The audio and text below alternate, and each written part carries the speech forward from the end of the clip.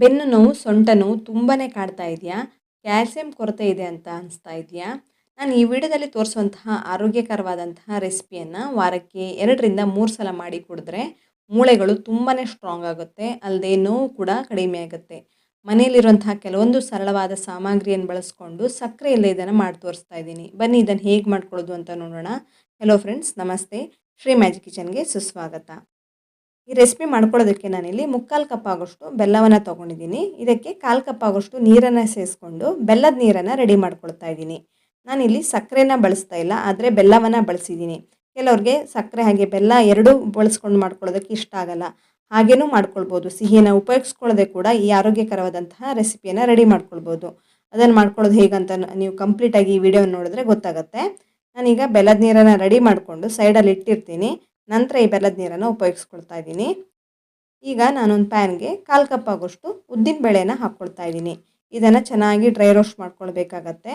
ಒಂದು 3-4 ನಿಮಿಷದ ತನಕ ಚೆನ್ನಾಗಿ ಹುರ್ಕೊಂಡ್ರೆ ಒಳ್ಳೆ ಘಮ ಬರುತ್ತೆ. ಹಾಗೆ ಲೈಟಾಗಿ ಕಲರ್ ಚೇಂಜ್ ಆಗೋದಕ್ಕೆ ಸ್ಟಾರ್ಟ್ ಆಗುತ್ತೆ. ಇದನ್ನು ಚೆನ್ನಾಗಿ ಹುರ್ಕೊಳ್ಳೋದು ತುಂಬಾ ಇಂಪಾರ್ಟೆಂಟು, ಇಲ್ಲಾಂದರೆ ಅಷ್ಟು ಚೆನ್ನಾಗಿ ಬರಲ್ಲ ರೆಸಿಪಿ. ಇದಕ್ಕೆ ನಾನು ಉದ್ದಿನ ಕಾಳನ್ನು ಉಪಯೋಗಿಸ್ಕೊಂಡಿರೋದು, ಉದ್ದಿನ ಬೇಳೆ ಉಪಯೋಗಿಸ್ಕೊಂಡಿಲ್ಲ. ಉದ್ದಿನ ಬೇಳೆ ಇದ್ದರೂ ಕೂಡ ಅದನ್ನು ಕೂಡ ಉಪಯೋಗಿಸ್ಕೊಳ್ಬೋದು. ನಾನಿಲ್ಲಿ ಕಂಪ್ಲೀಟಾಗಿ ಬಿಳಿ ಬಣ್ಣದ ಉದ್ದಿನ ಕಾಳನ್ನು ಉಪಯೋಗಿಸ್ಕೊಂಡಿದ್ದೀನಿ. ಕಪ್ ಕಲರ್ ಬರುತ್ತಲ್ಲ, ಪಾಲಿಷ್ ಮಾಡದೇ ಇರುವಂಥದ್ದು, ಅದನ್ನು ಕೂಡ ಉಪಯೋಗಿಸ್ಕೊಳ್ಬೋದು. ಯಾವ್ದು ಬೇಕಾದರೂ ಉಪಯೋಗಿಸ್ಕೊಳ್ಳಿ. ಇವಾಗ ಇದಕ್ಕೆ ನಾನು ಒಂದು 2 ಟೇಬಲ್ ಸ್ಪೂನ್ ಆಗೋಷ್ಟು ನವಣೆಯನ್ನು ಹಾಕ್ಕೊಂಡಿದ್ದೀನಿ. ಸಿರಿಧಾನ್ಯವನ್ನು ಸೇರಿಸ್ಕೊಂಡಿರೋದು. ಇದ್ರ ಬದಲಿಗೆ ನೀವು ಅಕ್ಕಿಯನ್ನು ಕೂಡ ಸೇರಿಸ್ಕೊಳ್ಬೋದು. 2 ಟೇಬಲ್ ಸ್ಪೂನ್ ಹಾಕ್ಕೊಳ್ಳಿ ಸಾಕು. ಅಕ್ಕಿ ತೊಗೊಂಡ್ರು ಹಾಗೆ 2 ಟೇಬಲ್ ಸ್ಪೂನ್ ಹಾಕ್ಕೊಳ್ಳಿ.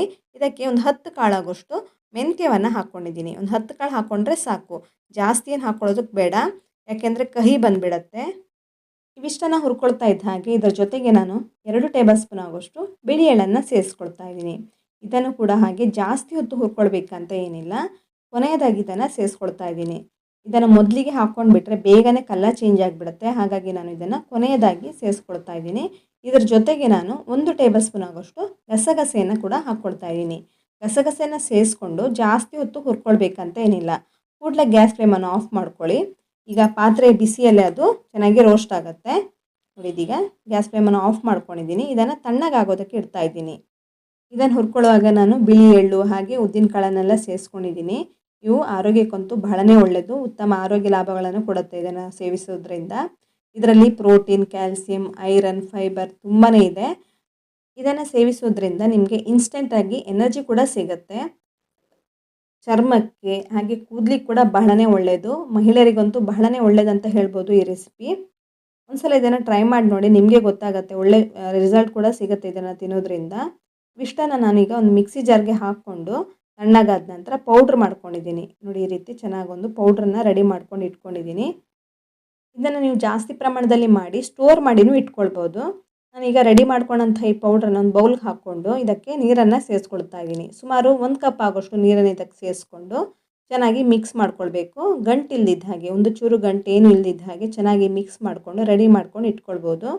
ಈ ಪೌಡ್ರನ್ನ ನೀವು ತಿಂಗ್ಳುಗಟ್ಟಲೆ ಇಟ್ಟರೂ ಕೂಡ ಹಾಳಾಗಲ್ಲ. ಈ ರೀತಿ ಒಂದು ಪೌಡ್ರನ್ನ ರೆಡಿ ಮಾಡ್ಕೊಂಡು ಇಟ್ಕೊಂಡ್ರೆ ವಾರಕ್ಕೆ 2-3 ಸಲ ಈ ರೀತಿ ರೆಸಿಪಿಯನ್ನು ಮಾಡಿಕೊಂಡು ಸೇವಿಸ್ಬೋದು. ಬಹಳ ಒಳ್ಳೆಯದಿದು. ಇವಾಗ ರೆಡಿ ಮಾಡ್ಕೊಂಡಂತಹ ಈ ಪ್ಯೂರಿಯನ್ನು, ಈ ಮಿಶ್ರಣವನ್ನು ಸೈಡಲ್ಲಿ ಇಟ್ಬಿಟ್ಟು ಒಂದು ಪ್ಯಾನ್ಗೆ ಒಂದು 2 ಟೇಬಲ್ ಸ್ಪೂನ್ ಆಗೋಷ್ಟು ತುಪ್ಪವನ್ನು ಸೇರಿಸ್ಕೊಂಡಿದ್ದೀನಿ. ತುಪ್ಪ ಬಿಸಿ ಆದ ನಂತರ ಇದಕ್ಕೆ ಸ್ವಲ್ಪ ಡ್ರೈ ಫ್ರೂಟ್ಸನ್ನೆಲ್ಲ ಹಾಕ್ಕೊಳ್ತಾ ಇದ್ದೀನಿ. ನಾನಿಲ್ಲಿ ಬಾದಾಮು, ಗೋಡಂಬಿ, ಪಿಸ್ತಾವನ್ನೆಲ್ಲ ಸೇರಿಸ್ಕೊಂಡು ಚೆನ್ನಾಗಿ ಹುರ್ಕೊಳ್ತಾ ಇದ್ದೀನಿ. ಇದೀಗ ಲೈಟಾಗಿ ಕಲರ್ ಚೇಂಜ್ ಆಗಬೇಕು, ಅಲ್ಲಿ ತನಕ ಹುರ್ಕೊಳ್ಬೇಕಾಗತ್ತೆ. ಇದಿಷ್ಟು ಡ್ರೈ ಫ್ರೂಟ್ಸ್ ಎಲ್ಲ ಚೆನ್ನಾಗಿ ಹುರ್ಕೊಂಡ ನಂತರ ಇದಕ್ಕೆ ಸ್ವಲ್ಪ ನಾನು ದ್ರಾಕ್ಷಿ, ಸೀಡ್ಸ್ಗಳನ್ನೆಲ್ಲ ಸೇರಿಸ್ಕೊಂಡಿದ್ದೀನಿ. ನಾನಿಲ್ಲಿ ಕಪ್ಪು ದ್ರಾಕ್ಷಿ ಹಾಗೆ ವೈಟ್ ದ್ರಾಕ್ಷಿನೆಲ್ಲ ಹಾಕ್ಕೊಂಡಿದ್ದೀನಿ. ನಿಮ್ಮ ಹತ್ರ ಬೇರೆ ಎಲ್ಲ ಸೀಡ್ಸ್ಗಳಿದ್ದರೂ ಕೂಡ ಹಾಕ್ಕೊಳ್ಬೋದು. ಇಷ್ಟನ್ನು ಚೆನ್ನಾಗಿ ಹುರ್ಕೊಳ್ಳಿ. ನಂತರ ಇದಕ್ಕೆ ಸ್ವಲ್ಪ ಫ್ರೆಶ್ ಆಗಿರುವಂತಹ ತೆಂಗಿನಕಾಯಿ ತುರಿಯನ್ನು ಹಾಕ್ಕೊಳ್ತಾ ಇದ್ದೀನಿ. ತೆಂಗಿನಕಾಯಿ ತುರಿ ಫ್ರೆಶ್ ಆಗಿರ್ಬೋದು ಅಥವಾ ಒಣ ಕೊಬ್ಬರಿ ಇದ್ದರೆ ಅದನ್ನು ಕೂಡ ಸೇರಿಸ್ಕೊಳ್ಬೋದು. ಇಷ್ಟನ್ನು ಚೆನ್ನಾಗಿ ಹುರಿದಿಟ್ಕೊಳ್ಳಿ. ಈ ರೀತಿ ಹುರಿದಿಟ್ಕೊಂಡ ನಂತರ ಇದನ್ನು ಸೇರಿಸ್ಕೊಳ್ಬೋದು ರೆಡಿ ಮಾಡ್ಕೊಂಡಂತಹ ಈ ರೆಸಿಪಿಗೆ.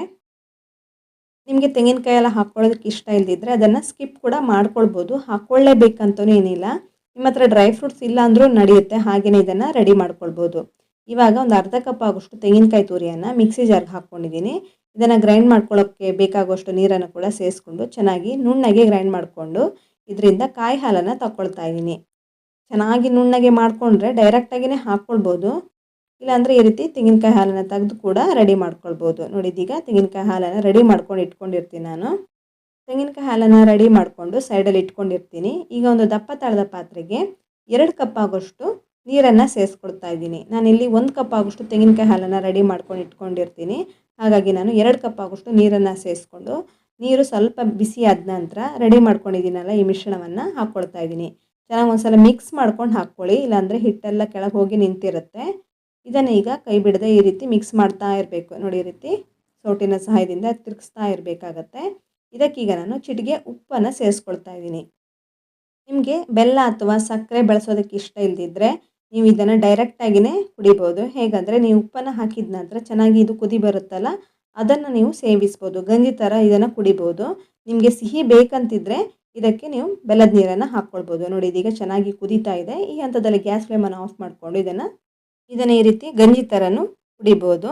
ಇಲ್ಲ ನಿಮಗೆ ಸಿಹಿ ಬೇಕಂತಿದ್ರೆ ಇದಕ್ಕೆ ನೀವು ಕಾಯಿ ಹಾಲನ್ನು ಕೂಡ ಹಾಕ್ಕೊಳ್ಬೋದು ಅಥವಾ ಬೆಲ್ಲದ ನೀರನ್ನು ಕೂಡ ಸೇರಿಸ್ಕೊಳ್ಬೋದು.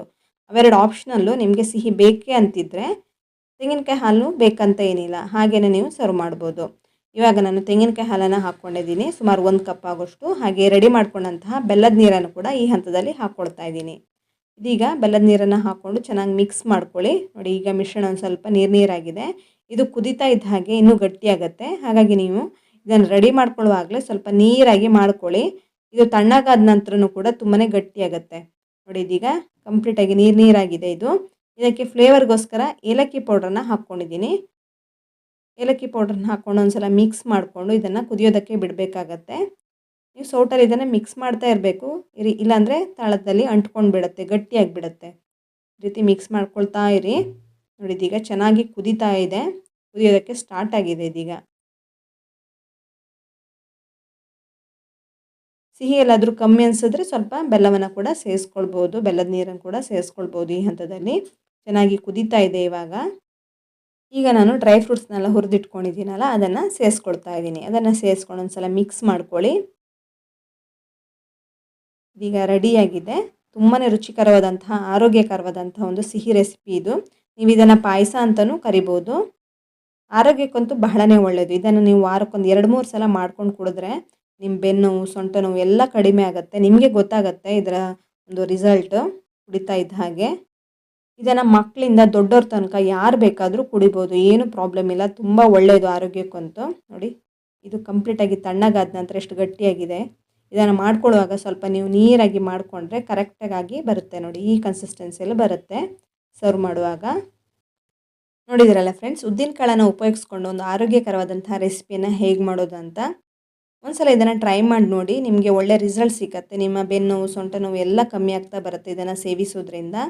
ಇದನ್ನು ಟ್ರೈ ಮಾಡಿ ಹೇಗೆ ಬಂತು ಅಂತ ತಪ್ಪದೆ ಕಮೆಂಟ್ ಸೆಕ್ಷನಲ್ಲಿ ಕಮೆಂಟ್ ಮಾಡಿ. ಇನ್ನಷ್ಟು ಹೊಸ ರೀತಿಯ ಅದ್ಭುತವಾದ ರೆಸಿಪಿಗಳೊಂದಿಗೆ ಸಿಗೋಣ. ಧನ್ಯವಾದಗಳು.